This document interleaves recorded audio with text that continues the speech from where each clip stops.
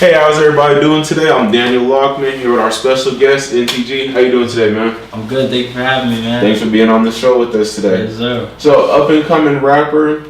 How old are you? 20. 20. Where are you from? I'm from Colorado. Colorado, Born and raised, man. Definitely. Yeah. Is there anything you want your fans to know about you? Just like some things, personality, what you're about? Yeah. So, I'm a real chill, laid back dude. I love making music. That's primarily, what my focus is on. I love being around family and friends. Definitely. I love having a good time. And I just like, having good people around me, good energy, good vibes. And I feel like that's how you get, successful, having that type of energy around you, those type of people around you. Definitely. And, when everyone wants the same thing, and you have that positive energy, it can lead you to places. I understand that. So let's get into your rap career. Yeah. Question on your inspirations. Do you feel like you're inspired because of your background or like people that have come before you, or do you feel like it's more based around rap, like past artists, artists of today that kind of inspired you to become rap? Where does your inspiration come from? It's a little mix of both. So my pops, he was a rapper, and he was in the studio one time, I remember, and I just went down there. He was cooking up some beats, and he played me a beat. I hopped in the studio. This was when I was like 13, and that was my first time doing a song. And going into senior year, I was 17, and I was like, I could actually do this. I feel like I could make music because I've always listened to music. I've always been a fan of music. So that's when I finally pieced it together, and I was like, I want to go for this. Definitely. And then to go into what you were saying, there's a lot of artists who've inspired me for a long time. You got Pac, of course, you got Biggie, you got Jay, you got Nas, you got Drake, Kendrick, J. Cole, all those guys. All those guys are elite at what they do, and they've been doing it for a long time. It's the longevity. I feel like that is what makes someone, as great as they are, to be as great as you can for a long time. And they inspired music a lot. I listened. What's crazy is Jay-Z's The Blueprint album. When I was younger, when I first started rapping, I would listen to the album, and that album would just make me want to go in the studio. Just with what Jay was saying and the production. That's a lot of people forget. That's where Kanye blew up too. Was that project? Because Kanye had a big part in the production. So with both of those just combined, I was just like, damn, man, this shit's making me want to go hard. Making me want to go in there. So those are both big keys. I definitely understand that.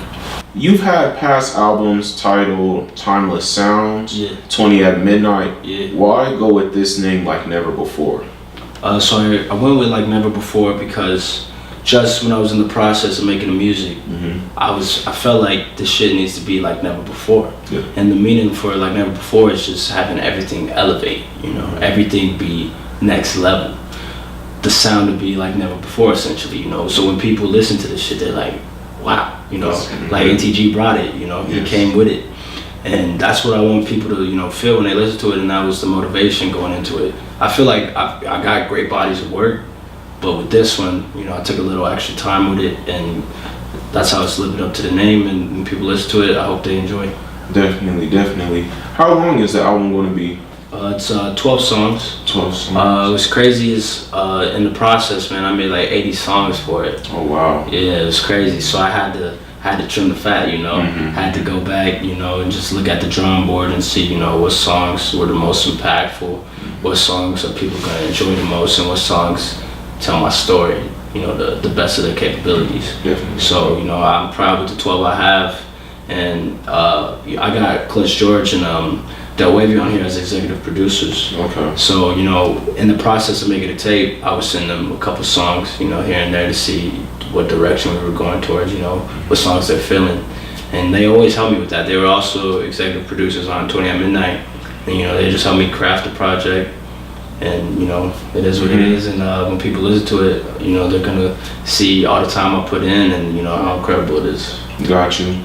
Now, I know as an artist, no matter what track it is, you're putting 100% in all of them. Yeah. But is there a song or a couple songs that you feel are personally maybe your favorites, or when you hear, the fans are going to hear that song and be like, this is this is my song. This one's right here. Shit. I mean, there's a lot with this project. I feel like there's honestly no filler songs. You know how on a project, you know, there'll be like 15, 17 songs, and there'll be like fillers on there.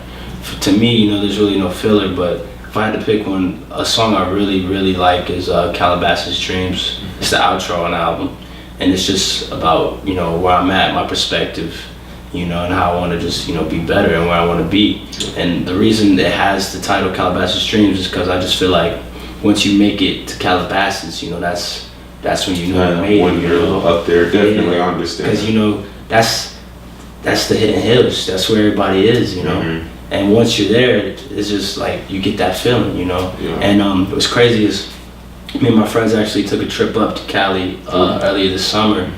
And that shit was actually a lot of motivation going into the tape, you know, just being out in Cali, getting a different vibe, and, you know, seeing what it's like out there. Definitely. We'll get to that Cali trip a little bit later. I do want to hear more about that.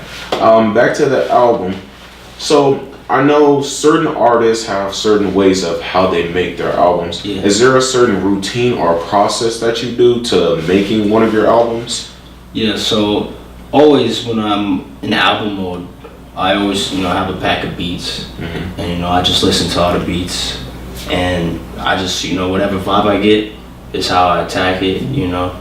So that's how I usually go into a song, and I like to make, you know, multiple records a day, and, you know, you just craft, you know, whatever songs you feel like are the most relatable, most impactful, you know, those are usually the songs I lean towards, you know, using for the album. And like I said, it was hard, man, because I made a lot of songs, and I'm proud of a lot of those songs, you know. And a lot of those songs ain't gonna be on here, but the songs I did make it, you know, I'm extremely proud of. Yeah. And it was a process, man, but I enjoyed every moment of the process making an album, you know, because this is what I love doing. Okay. So it was very fun. You mentioned an important name, Clutch George. Yeah. Now, I know that name because he has been a producer for yours for a long time. I know he's been on past albums, past mixtapes. How long has Clutch George been making beats for you, and how long have you known him? So I've known Clutch George since 7th grade. Oh, wow. We actually met in middle school. He's been one of my best friends ever since. And he's been making beats, I believe, senior year when I started as well. So I think a couple months after me, you know, he started making beats. And it's crazy because I had a conversation with him the other night. You know, it's just crazy the progress we've made so far, because, you know, we go back and listen to some of our old shit and then listen to stuff now, and, like, the progression is insane. Definitely. You know what I'm saying? It's like a 3-year gap. Now, is he like your go-to guy, or have you worked with any other producers? Yeah, for the most part, yeah, I always go to Clutch George, man, but I also believe in networking. I feel like, you know, you should always try to expand yourself and work with other people. So I also do have other producers on here that, you know, I networked and, you know, met through, you know, Twitter, Instagram, YouTube, all that type of stuff. And all these producers, man, I'm just glad, you know, we were able to work together and make, you know, great music. And I'm glad, you know, Clutch George, you know, he's still grinding, making music, and we're doing this together.